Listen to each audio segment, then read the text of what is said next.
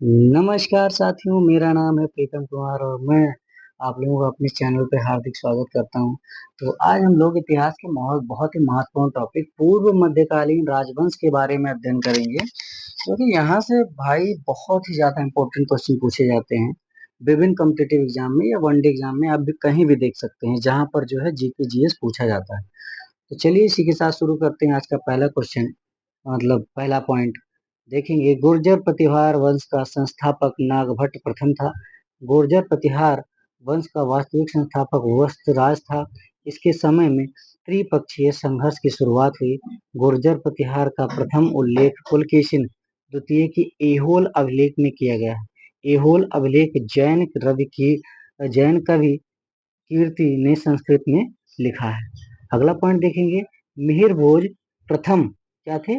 गुर्जर प्रतिहार वंश का सर्वाधिक महत्वपूर्ण शासक था। चंद्रदेव ने गढ़वाल वंश की स्थापना की थी। गोविंद चंद गढ़वाल वंश का यशस्वी शासक होने के साथ साथ विद्वान भी था। उसे उसके लेखों में विविध विद्या विचार वाचस्पति कहा गया है। आगे देखेंगे। गढ़वाल वंश का अंतिम शासक जयचंद्र हुआ करता था। 1194 में चंदावर के युद्ध में जयचंद मोहम्मद घोरी द्वारा पराजित हुआ। जयचंद ने संस्कृत के प्रख्यात कवि श्रीहर्ष को संरक्षण प्रदान किया था, जिसने नैषध चरित एवं खंडन खाद्य की रचना की। पृथ्वीराज थर्ड इस राजवंश का अंतिम शासक था। पृथ्वीराज तृतीय के राजकवि चंद्रवरदाई ने पृथ्वीराज रासो और जयानक ने संस्कृत काव्य पृथ्वीराज विजय की रचना की थी। आगे देखेंगे। पूर्व मध्यकालीन पूर्व मध्यकाल में दक्षिण भारत, ये भी मोस्ट इंपोर्टेंट है। राष्ट्रकूट वंश की स्थापना दंत दुर्ग ने की और मानेखेत को अपनी राजधानी बनाया। उसने उज्जैनी में हिरण्यगर्भ नामक यज्ञ किया। एलोरा के प्रसिद्ध कैलाश मंदिर का निर्माण कृष्ण प्रथम ने करवाया था। अगला पॉइंट। राष्ट्रकूट वंश का अंतिम महान शासक कृष्ण तृतीय था। इसी के दरबार में कन्नड़ भाषा के कवि पूर्ण रहते थे, जिन्होंने शांति पुराण की रचना की। वाकाटक वंश की स्थापना विंध्य शक्ति ने की थी। वाकाटक वंश में प्रवरसेन प्रथम एकमात्र शासक थे जिसने सम्राट की उपाधि धारण की थी। प्रवरसेन द्वितीय ने प्राकृत भाषा में सेतुबंध की रचना की, जिसमें उसने राम की लंका विजय का उल्लेख किया है। आगे देखेंगे। वातापी के चालुक्य वंश की स्थापना पुलकेशिन फर्स्ट ने की। इसमें सबसे प्रतापी राजा पुलकेशिन द्वितीय था। वातापी के चालुक्य वंश के साक्ष्य रविकीर्ति ऐहोल अभिलेख से मिलते हैं।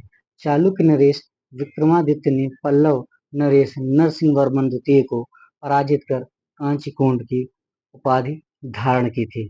आगे देखेंगे। पल्लव वास्तुकला ही दक्षिण की द्रविड़ कला शैली का आधार थी।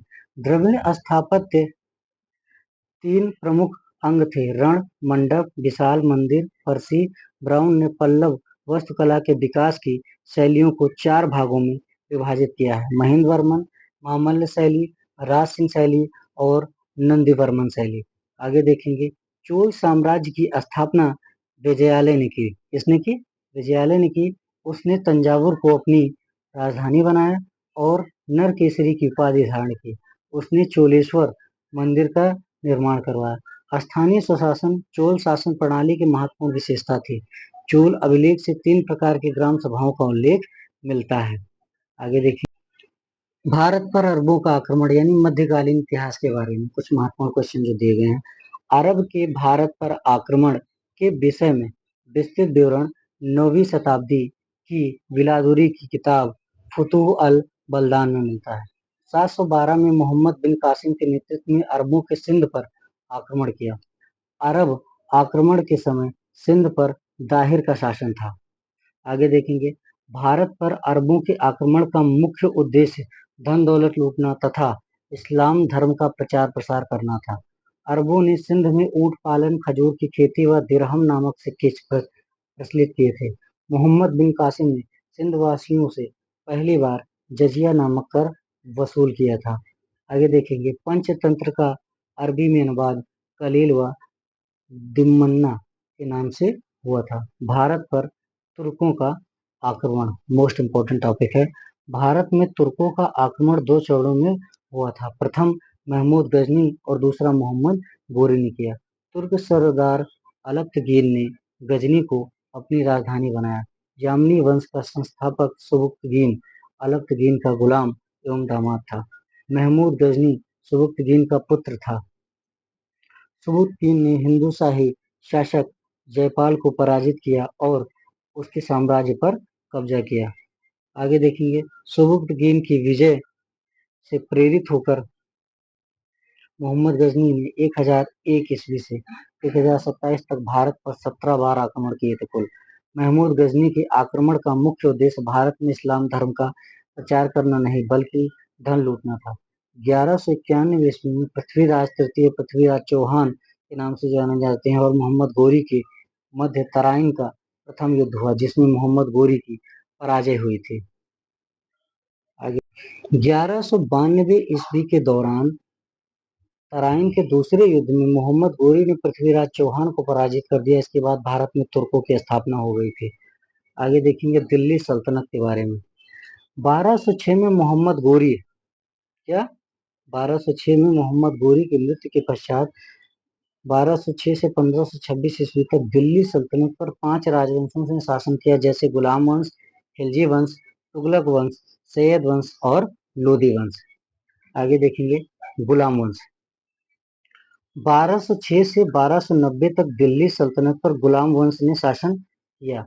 कुतुबुद्दीन ऐबक ने इसकी स्थापना की। कुतुबुद्दीन ऐबक को भारत में तुर्की राज्य का संस्थापक माना जाता है। वह दिल्ली सल्तनत का प्रथम तुर्क शासक था। उदारता के कारण उसे लाख बख्श यानी लाखों का दान देने वाला कहा जाता था।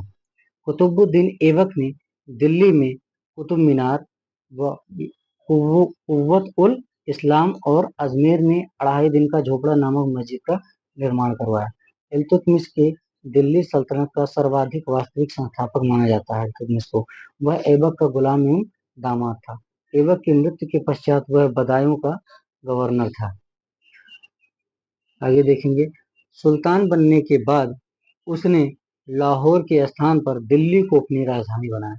उसने सुल्तान के पद को वंशानुगत बनाया। आगे इल्तुतमिश ने मिन्हाज, सिराज और मलिक ताजुद्दीन को संरक्षण दिया। इल्तुतमिश ने भारत में इक्ता प्रणाली की स्थापना की। उसने तुर्कान ए चहलगानी के नाम से 40 सरदारों का एक संगठन बनाया था। आगे देखेंगे, इल्तुतमिश ने सर्वप्रथम शुद्ध अरबी सिक्के यानी टाका एवं तांबे का जीतल जारी किए थे। इल्तुतमिश की मृत्यु के बाद उसकी बेटी यानी कि रजिया सुल्तान को दिल्ली की गद्दी पर बैठाया गया।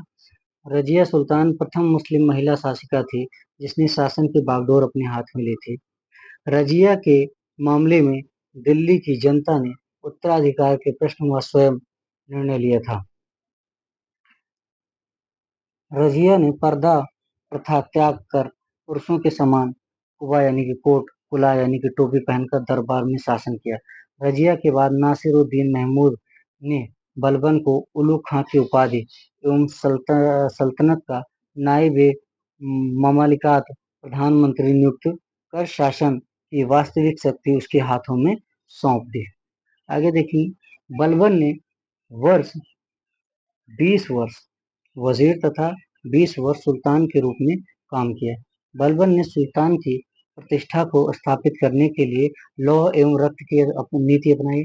बलबन ने राजत्व के सिद्धांत को अपनाया और उसके अनुसार सुल्तान पर ईश्वर का प्रतिनिधि नियामत की खुदाई माना गया। राजा जिल्ले अल्लाह या जिल्ले इलाही अर्थात ईश्वर का प्रतिनिधि है और उसका स्थान केवल पैगंबर के बाद है। बलबन ने तुर्कान ए चहलगानी को नष्ट कर दिया। बलबन ने दीवान ए अर्ज केंद्रीय सैन्य विभाग, दीवान ए बरीद केंद्रीय गुप्तचर विभाग का गठन किया। बलबन के दरबार में अमीर खुसरो एवं अमीर हसन जैसे कवि रहते थे। आगे देखेंगे खिलजी वंश, बहुत इंपॉर्टेंट। खिलजी वंश की स्थापना खिलजी क्रांति कहलाती है। जलालुद्दीन खिलजी ने किलोखरी में अपना राज्याभिषेक किया और उसको अपनी राजधानी बनाया। जलालुद्दीन खिलजी कि उसके भतीजे एवं दमाद अलाउद्दीन खिलजी ने कड़ा में हत्या कर स्वयं को सुल्तान घोषित किया। अलाउद्दीन ने अपना राज्याभिषेक दिल्ली में बलबन के राजमहल में करवाया था। आगे देखेंगे, अलाउद्दीन खिलजी के समय सबसे ज्यादा मंगोल आक्रमण हुए थे। इस आक्रमण से निपटने के लिए उसने रक्त और तलवार की नीति अपनाई। वह मंगोलों से सुरक्षा करने के लिए अपनी सीरी को अपनी राजधानी बनाया। अलाउद्दीन खिलजी ने अस्थायी सेना रखी व सेना को नगद वेतन देना प्रारंभ किया। दिल्ली के शासकों में अलाउद्दीन खिलजी के पास सबसे विशाल अस्थायी सेना थी।